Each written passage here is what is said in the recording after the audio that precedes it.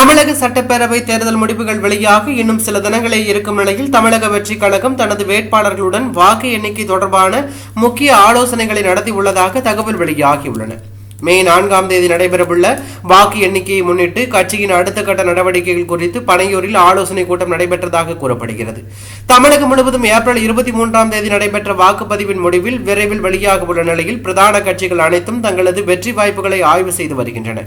ஆளும் கட்சியான திமுக, பிரதான எதிர்க்கட்சியான அதிமுக ஆகியவற்றுடன் முதல் முறையாக சட்டப்பேரவை தேர்தலை சந்தித்துள்ள தமிழக வெற்றிக் கழகமும் கணிசமான எதிர்பார்ப்புடன் முடிவுகளை நோக்கி காத்திருக்கிறார்கள்.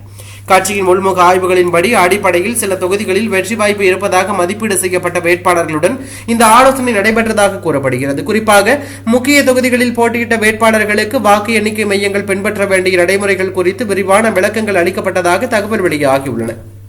ஒவ்வொரு சுற்று வாக்கு எண்ணிக்கையிலும் பதிவாகும் எண்ணிக்கைகளை கவனமாக சரிபார்க்க வேண்டும் என்றும் அதிகாரப்பூர்வ அறிவிப்பு வெளியாகும் வரை முழு விழிப்புடன் இருக்க வேண்டும் எனவும் கட்சி தலைமை வலியுறுத்தியதாக கூறப்படுகிறது.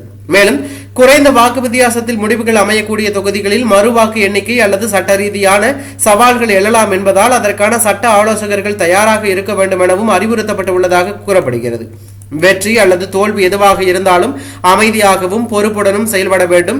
தேவையற்ற வாக்குவாதங்கள் அல்லது மோதல்களில் ஈடுபடக்கூடாது என்றும் கட்சி தலைமை வலியுறுத்தியதாக கூறப்படுகிறது. இந்த ஆலோசனைகளை தமிழக வெற்றிக் கழகம் தனது முதல் தேர்தல் முடிவிலேயே மிகுந்த கவனத்துடன் அணுகுமுறையை காட்டுவதாக அரசியல் விமர்சகர்கள் மதிப்பிடுகிறார்கள்.